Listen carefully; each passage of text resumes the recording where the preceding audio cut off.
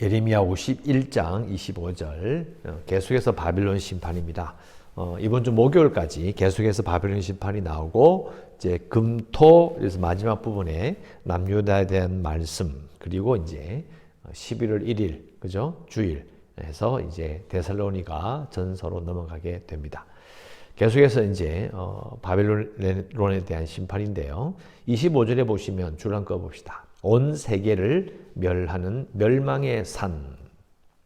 온 세계를 멸하는 멸망의 산. 옆에 쓰세요. 50장 23절. 50장 23절. 온 세계의 망치라는 표현이 앞에 나옵니다. 제가 말씀드렸죠. 망치는 용도는 딱 한 가지를 그랬잖아요. 뭔가를 때리고 부시는데 망치를 씁니다. 그런데 바벨론을 하나님께서 넌 온 세계의 망치다. 왜요? 부시는데 재미가 들린 거예요. 제가 그렇게 설명드린 기억나시죠? 그냥 부시는데 재미가 들렸어. 그러니까 정복하는데 재미가 들려서 무조건 부시고 파괴한다는 거죠. 마찬가지로 오늘 똑같은 말이죠. 온 세계를 멸하는 멸망의 산. 그러니까 왜 하나님께서 바벨론을 심판하시느냐? 아니 세계를 완전히 그냥 다 부셔버리려고 덤비는 거예요. 무슨 말입니까? 정도를 넘어선 거예요. 정도를 넘어섰기 때문에 하나님께서 이렇게 말씀하시는 것입니다. 그 기억나시죠? 요나 선지자, 그 아수르, 그죠? 하나님께서 이렇게 말씀하셨어요. 아수르, 요나 입장에서 아수르는 민족의 원수예요. 그런데 하나님이 요나 보고 네 가서 니느웨에 가서 심판을 선포해라. 내가 왜요? 여기 요나서거든요.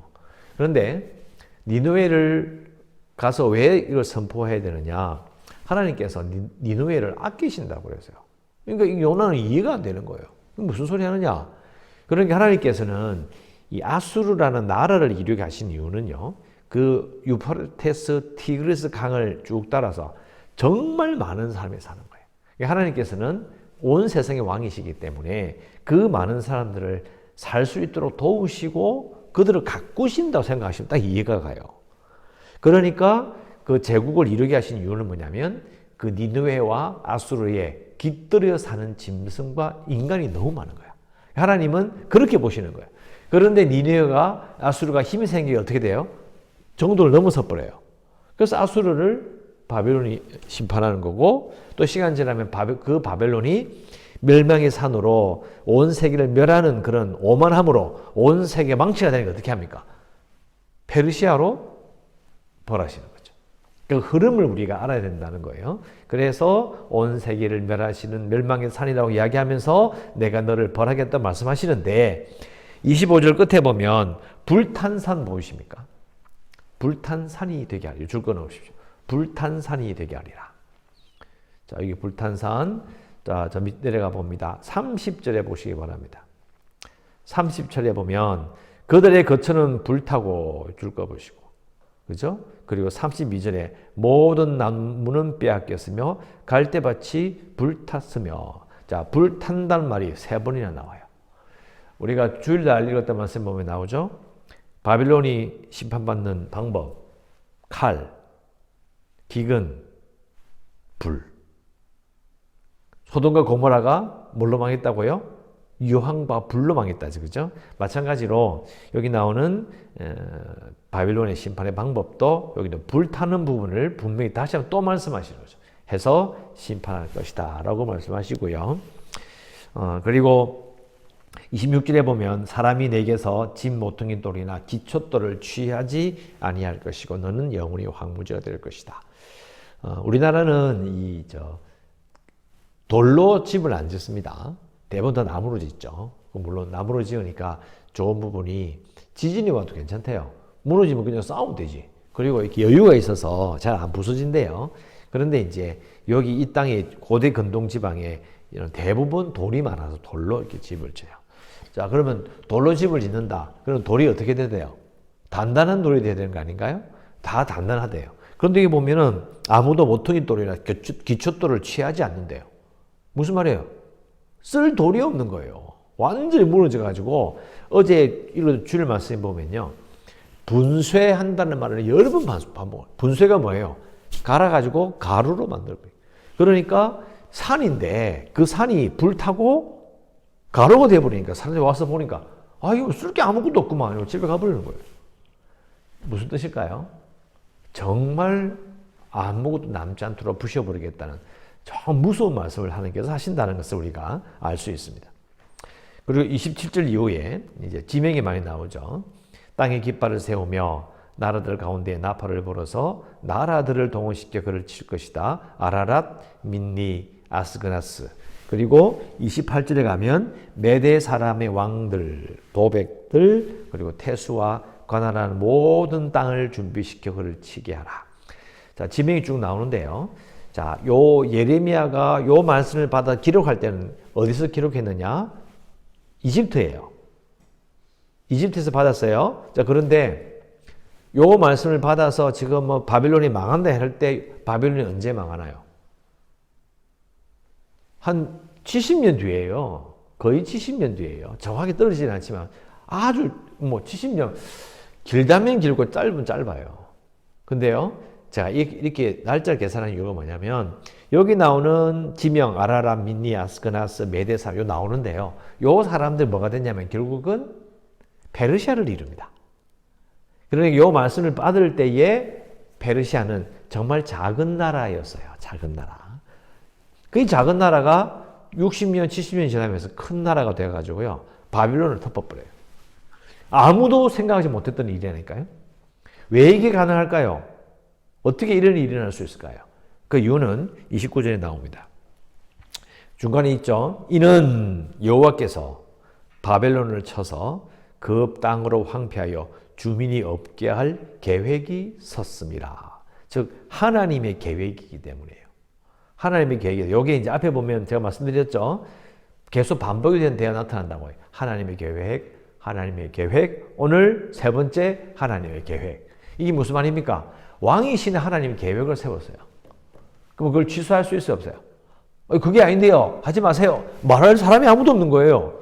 왕이신 하나님이 계획을 세웠다고요. 그래서 이 부분이 예레미야 뒷부분에 있는 여러 나라의 심판 가운데 하나님의 계획이라는 말이 여러 번 반복돼요. 모든 것이 왕이신 하나님께서 계획을 세우고 진행하신다 이 말이에요. 그 계속해서 반복이 됩니다. 그리고 쭉 내려가시면 33절 만군의 여호와 또 줄 한번 보시죠. 만군의 여호와 이스라엘의 하나님. 자, 만군의 여호와라는 말은요. 우리는 그냥 읽어요. 만군의 여호와. 그렇지 뭐 천사가 많겠지 뭐. 근데 그런 의미가 아니고요. 바벨론은 자기들이 세계 최강의 군대를 가지고 있다 생각했어요. 그럼 이 만군은 어디서 올까요? 제일 군대 많이 가진 게 바벨론인데. 그러니까 이게 인간이 생각할 때는 바벨론이 최강이야. 근데 하나님은 온 세상을 다스리신 분이에요. 그러니까 하나님의 군대는 훨씬 더 큰 거예요. 그러니까 하나님이 다스리시는 모든 나라에 대한 하나님의 군사력이 따로 있는 거예요. 얼마든지 평정하고 심판할 수 있음을 말하는 거죠. 그래서 이 만군의 여호와라는 말도 아까 말씀드렸던 하나님의 계획이라는 말과 똑같이 계속 반복이 돼요. 읽어보시면 나옵니다. 그러니까 우리는 뭘 느끼게 되느냐? 하나님이 세상을 다스리시는 진짜 왕이구나. 그 왕의 계획이 진행되는데 하나님께서 인간이 볼 때 알고 있는 이 바빌론의 엄청난 제국보다도 더 큰 군대를 움직이셔서 이 여러 나라를 심판하실 것이라는 그 느낌을 우리가 알아야 되는 거죠.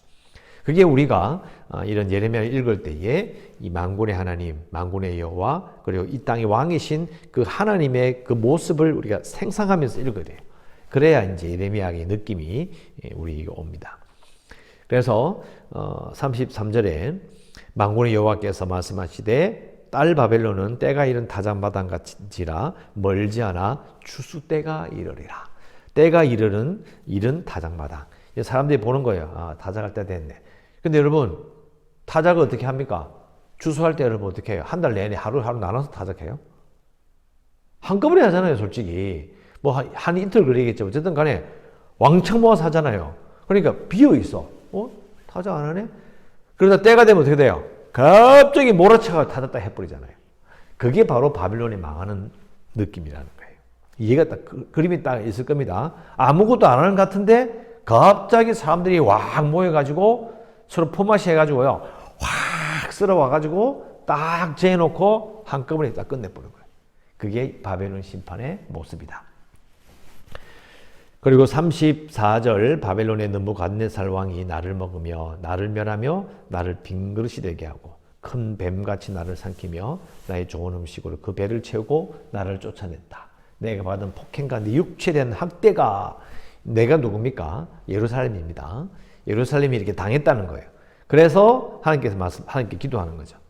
이 모든 학대가 내가 당한 것이 바벨론에 돌아가기를 원합니다. 라고 시온 주민들이 말한 거예요.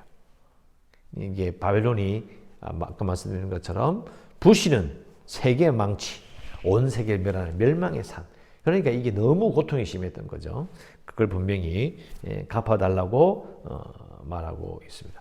물론 바벨론이 유대민족을 잡아가서 그발 강가에 갖다 놓고 일을 시킬 때도 그때는 이제 뭐 자치권도 허락하고 자기들이 살 수 있는 이런 지역을 따로 줬다고 합니다. 이유는 뭐냐면 이제 이방인들을 안 섞이려고 하잖아요, 그죠? 거룩을 주장하기 때문에 하도 그 난리를 치니까 알았다, 너희들 살 때를 따로 이렇게 구분해 준 거예요.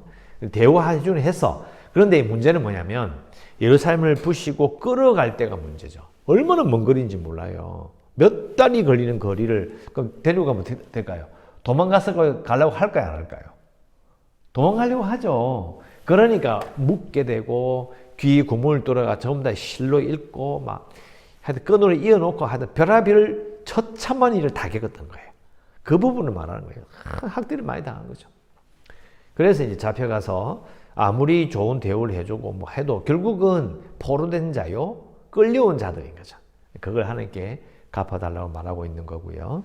그래서 36절 하나님께서 이와 같이 말씀하시되 보라 내가 너의 송사를 예루살렘의 송사를 듣고 너를 위하여 내가 보복할 것이다 라고 말씀하시는 겁니다. 그래서 그의 바다를 말리며 그의 샘을 말리고, 자, 바다가 왜 샘을 말릴까요? 물로 흥한 나라거든요. 티그리스, 유프라테스 강이 정말 대단한 강이죠. 그 강을 따라서 번성한 문명을 하나님께서 심판하실 것을 말하고 돌무더기가 되고 승냥이의 거처와 혐오의 대상과 탄식거리가 될 것이다. 자, 뒤에 심판은, 이어지는 심판은 또 내일 또 나옵니다. 자, 우리 기도할 내용을 기도합시다. 이 땅을 다스리시는 하나님의 계획대로 이루어지고 있음을 믿고, 이 땅을 다스리시는 하나님의 계획대로 이루어지고 있음을 믿고 하나님을 섬기며 살겠습니다. 이렇게 기도해야 합니다.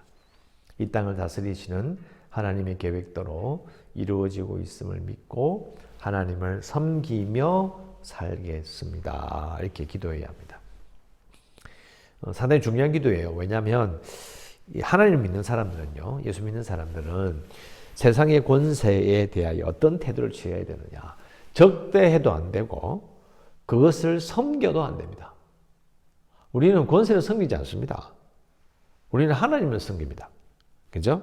그러니까 여기 나오는 것처럼 아수르, 바벨론, 페르시아 다 하나님이 어떻게 심판하셨잖아요.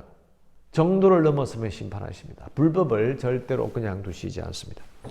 사람이 세워지는 권세는요, 부패할 수밖에 없어요.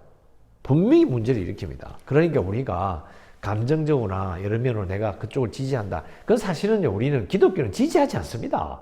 그냥 존중하는 거라니까요. 세상 권세를 존중하는 거죠. 권세를 존중해야죠. 하지만 우리는 하나님께서 이 땅을 다스리신다는 것이 우리의 믿음의 고백입니다. 그래서 하나님께 맡기는 거죠. 물론 간단한 문제는 아닙니다. 만일 우리가 공무원이라든지 아니면 또 정치에 참여할 수 있습니다. 참여하지 말란 말이 아닙니다. 참여할 수 있어요. 그 일을 할 수 있어요. 그러나 가장 중요한 전제가 뭐냐? 하나님이 이 땅의 주인이시고 하나님이 다스리신다는 걸 잊지 말아야 되죠. 그래야 우리는 정도를 이렇게 어느 정도 수준을 넘어서지 않습니다. 오만하지 않게 되는 거고요. 불법을 행하지 않게 되는 것이고 힘을 남용하지 않게 되는 겁니다. 그걸 믿어야 되죠. 그래서 우리는 하나님을 섬기며 사는 겁니다. 기도하시고 계속해서 우리 하는 기도 제목, 우리 교회들이 구원의 방주가 될 수 있도록 이제 또 재개발을 위해서도 코로나19 극복을 위해서 연약한 성도들과 그 선교지를 위해서 또 이 나라를 위해서도 기도하시고 오늘도 은혜 가운데 살아가시기를 주의 이름으로 축원합니다. 기도하겠습니다.